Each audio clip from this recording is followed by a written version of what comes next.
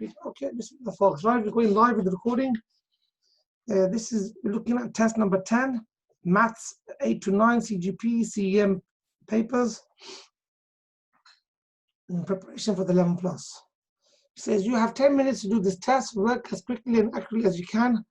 Write 27 over 100 as a decimal. So 27 over 100 as a decimal.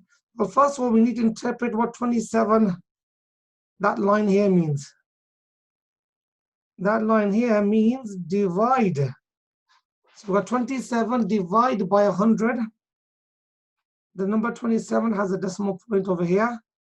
When we divide by 100, the number gets smaller. So the number in effect moves to the right, which makes the decimal point look as though it's moving towards the left. So that gives us an answer of 0.27 for that one. Done. Question number 2. Lydia draws a cross on some grid paper. So the grid paper is 1 centimeter by 1 centimeter. How many lines of symmetry does the cross have? Now we've been just doing some of this stuff recently. Symmetry. So I'm going to draw the lines of symmetry. I always say the line of symmetry is like a fold line where one half of the shape folds onto the other half of the shape. So we have so far 2 lines of symmetry. Okay, and I'm going to go for a different color for the other lines of symmetry. So there's still more lines of symmetry yet. I'm just straightening my ruler. Oops, that one looks a bit jiggly wiggly line. I don't know whether my ruler there was a bit damaged. So those are the total lines of symmetry that we have there. So if we count them, now this question everybody should get right, taking consideration we've been just practicing recently. 1, 2, 3, and 4. So how many lines of symmetry does the cross have? It has 4 lines of symmetry. Okay, question number 3 is asking what is the area of the cross? Circle the correct option. Okay, so for question number 3, right, let's have, can we have Umeza? Can you please unmute yourself and explain to the class how you thought about this question? What is the area of the cross? So first, I counted the full squares. Okay, so if I that's 1, 2, 3, 4. So I've just colored in the full squares. So how many full squares do we have? 4. 4. Then what do you do next? Then ones that were like in a triangle shape. Okay. I combined 2 of them to make one. So two half triangles makes 1, yeah? Yeah. So that's 1. So this one and this one makes the second one. And these 2 make the third one. These 2 make the fourth one. This one here and this one here make the 5th square. And this one makes the 6th one. So we got 4 full squares and we got 6 squares made up of triangles, or should we say 2 triangles really. So how many does that give us all together? 10. 10. Which is this one here. 10 is B. So we got 10 full squares if we add up all the half squares as well. Excellent. Number 4, read. Umeza. 3 packets of contain 21 biscuits altogether. How many biscuits will 9 packets contain? So you got 3 packets of biscuits. I've drawn a bracket there. You got 21 little biscuits in there. And they want to know from 3 packets of biscuits, we are going to 9 packets. Now, I don't know whether we've done a ratio recently or we've done some times ago. So let's have a look. How does 3 become 9? You can times it by 3. Beautiful. Now, what we do on the left, we must repeat it on the Right. On the right. That's how we've done the ratio question, direct proportion. So what's 21 times by 3? 63. 63. So 63 individual little biscuits. So that's question number 4 done. Well done. So 63 goes in here. Okay, so we have now question number 5. Read, please. Kay has a box of paper clips. Each paper clip is 8 millimeters wide. He arranges 9 paper clips in a line as shown. How long is the line in centimeters? Now, one thing you must be very careful about here, in the question, they got millimeters and centimeters. So they got a mixture of units here. So you got millimeters and centimeters. You got to be careful that you give the answer in the right format. So let's just work with the millimeters first of all. So we have 8 millimeters over here is the width of one of them. How many of them do we have? 9. So how do you work out the total length then? What do we 8 do? times by 9. So 8 times by 9 is? 72 So is that centimeters or millimeters? millimeters. Fantastic, because the question started off in millimeters. So we're going to have 9 lots of 8 millimeters. So we'll end up 72 millimeters, but we must answer in centimeters. So we need to do a transformation now. So how do I get the millimeters to become centimeters? What do I do? I divided by 10. Fantastic. Now, why did you divide by 10? Because in 1 centimeter, there are 10 millimeters. Fantastic. There's your identity. 1 centimeter is 10 millimeters. So when you go from centimeters to millimeters, we times by 10. And when we go millimeters to centimeters, we have to do the opposite, which is divide by 10, which is correct, because you're starting at millimeters and you're going towards centimeters.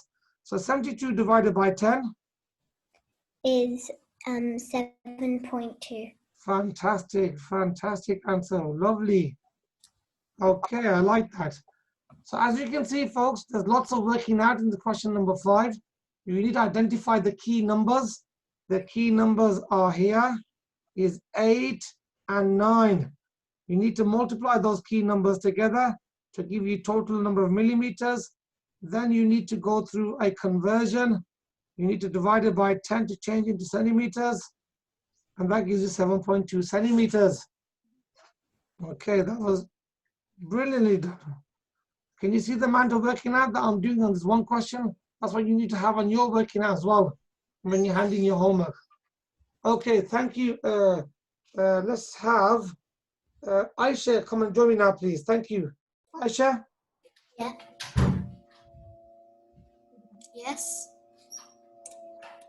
Okay, Aisha, read. Are we recorded? Amir recorded how many cupcakes his bakery sold each day during the week. How many cupcakes did the bakery sell in total that week? Circle the correct option. Which is?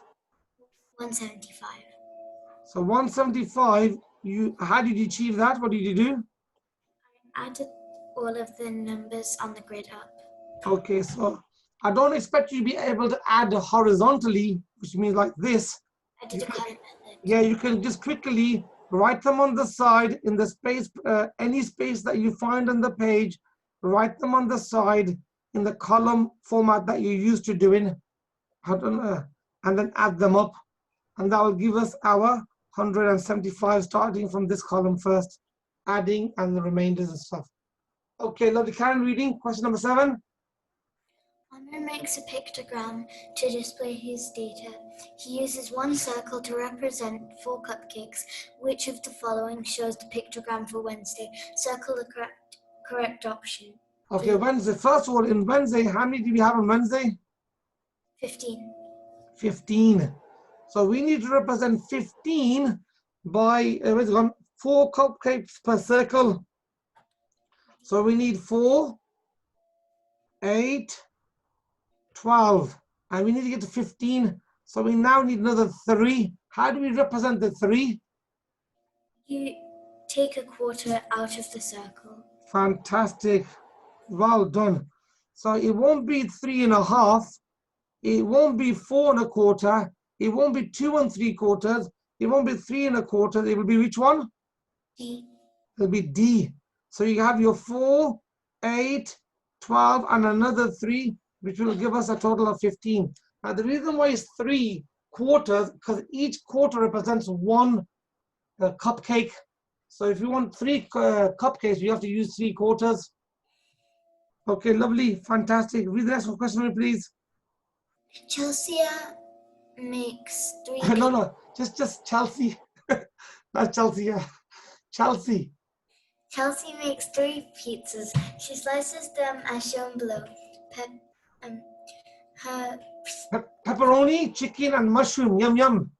Her friends eat 6 slices of pepperoni pizza, 7 slices of chicken pizza, and 4 slices of mushroom pizza. Okay. What fraction of the 3 pizzas are left? Okay, lovely. Let's quickly kind of shade in those 6 slices of pepperoni.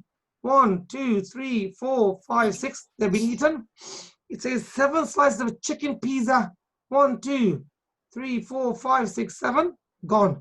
And 4 slices of mushroom. 1, 2, 3, 4. Gone. So what we need to do now, just change color. So let's see how much you got left over. So we got 2, 1. How many in the last one? 4. We got 2 here, 1 here, and 4 here. So what is 2 add 1 add 4? 7. That gives us 7. So now that gives us 7 pieces left out of how many? Now in each pizza we have 8, 8, 8. What's 8 add 8 add 8? 24. 24. So we got 7 pieces out of 24 left. Now, is the answer available to us? Yeah. There we go. Done. Sir? Yes. I did it differently, but my way was a bit longer. No problem. Okay, lovely. Right, let's move on to the next question. Okay, thank you for that, Aisha. Okay, Mr. Mahir, please, can you unmute yourself and join us? Which of the following sentences describes the shape on the right? Circle the correct option. It has 2 pairs of parallel sides. It has 1 pair of parallel sides and 2 obtuse angles. It has 2 pairs of perpendicular sides. It has 4 acute angles, or it has 1 pair of perpendicular sides and 2 acute angles. Okay, now before I get you to answer the question, we need to first of all explain some of the terminology that we have there. So it says here that it has 2 pairs of parallel sides. Now, so let's look at that there. Well, let's have a look. So that's 1 pair of parallel sides. These are not parallel. So this is incorrect. It's only got 1 pair of parallel sides. So let's rub that out. Okay, so it's definitely not A. Let's read B. Okay. It has 1 pair of parallel sides. So in the last one, it did have 1 pair. So obviously in the second one, it would have 1. And then it had 2 obtuse angles. Okay, so now, well, what's an obtuse angle? It's an angle that is like... Greater than 90? Yeah. But less than 180. 80. So for example, if I was to draw it for you like this, it will be between these 2 places here. So the angle could be like as small as this or as big as this, like this. Okay, then your obtuse angles. Your acute angles will always be less than 90. Will be with this, like here. These are all acute angles. So does it have obtuse angles? Let's have a look. So this angle is obtuse, more than 90, and this is obtuse as well. Okay, Maya, there's a lot of noise coming from your mic. Yeah. So this one looks like it's correct. Looks good. Yeah. Okay, now it has 2 pairs of perpendicular sides. Perpendicular side means that 90 degrees, nothing is 90 degrees. That's no good. 4 acute angles. It's only got 2 acute angles, so that's no good. Okay, Mahir, what's the noise? What's that noise, Mahir?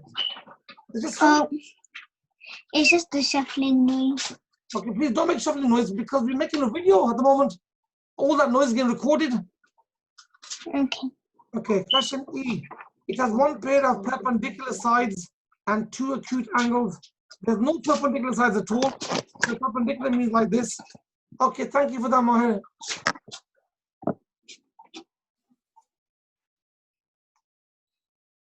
Okay, lovely.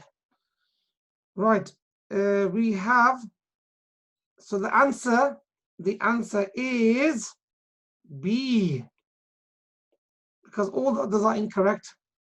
Okay, let's have question number 10. Okay, for question number 10, let's have Iman. Come in, please.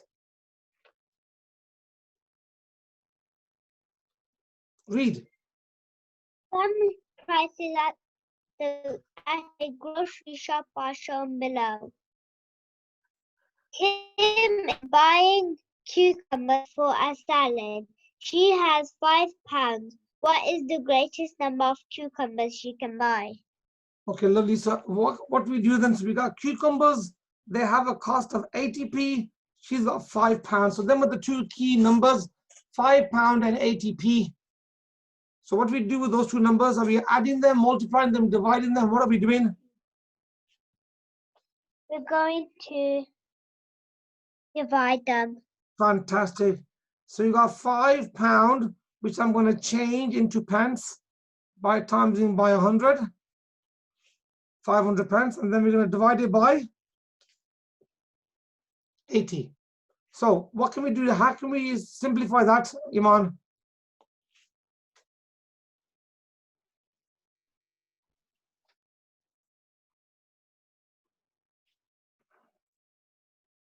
What should we do first? Okay, Iman, we've lost you. Divide by 10. That gives us 50. divided by 8. So how many 8s go into 50?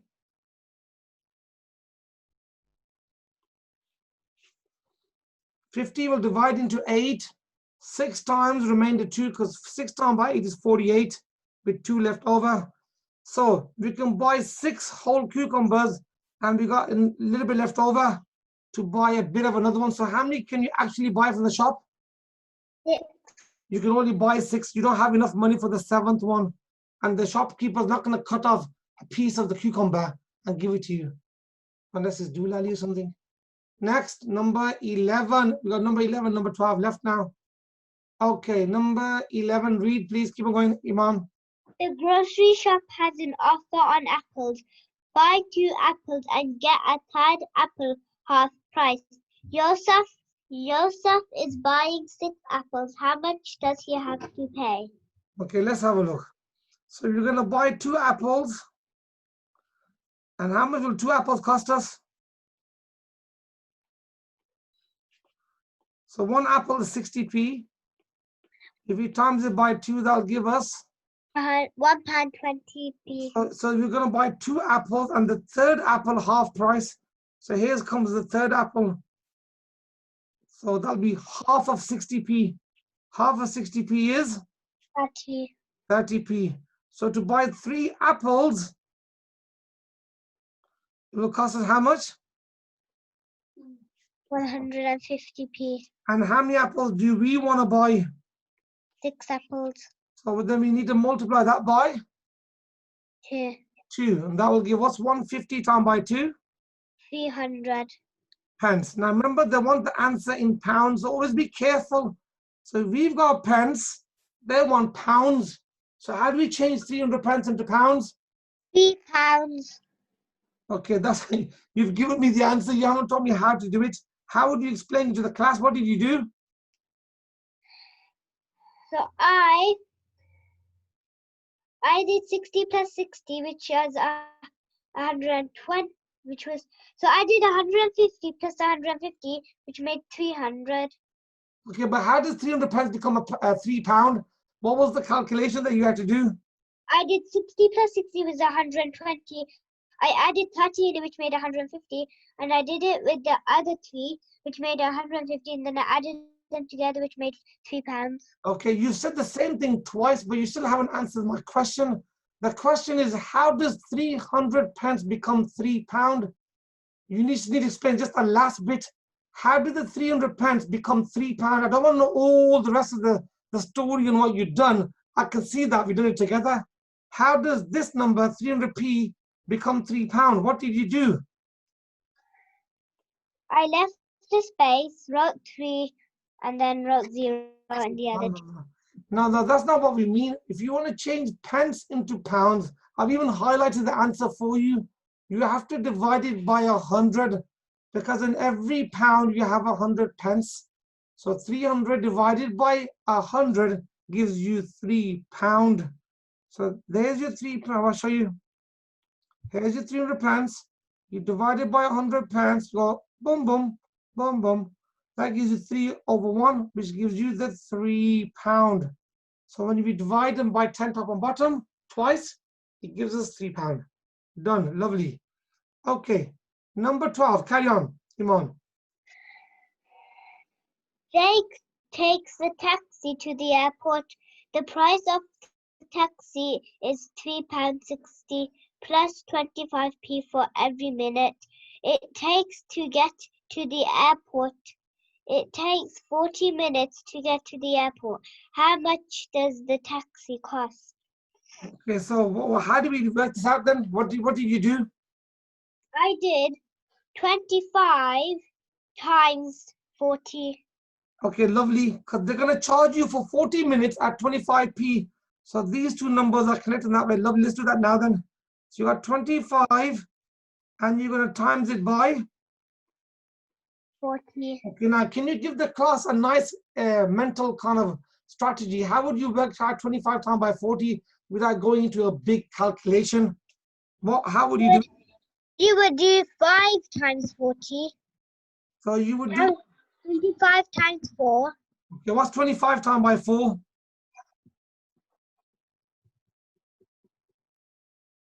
100. And then what would you do with the 0 that you missed off? Add it. Oh, fantastic. So you add it back on. So you do 25 times by 4 and then put the 0 back on. That's our kind of quick trick way of doing it. So that will give us 1,000 pence. Okay, I don't want the answer in pounds. Now what do you have to do with this number here? This number. Oops. What do you do with this number here? You add it with 1,000p. Okay, lovely. So we do 1,000p plus £3.60 now. Remember, I'm going to point it out to you again. Look carefully. Oops, wrong color. I don't want that one. We have here pence and pound in the same question. So how do we make sense of this now? What do we do? You divide it with 100. Beautiful. You divide that by 100 to change it into £10 plus 360. plus £3.60, which gives us a total of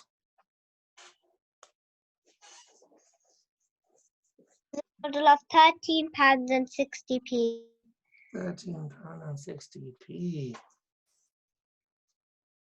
Okay, Umayza's explained her see the question in the chat there. She's saying, I did 25 times by 40, which is 1,000, and 1,000 add 360 is 1,360.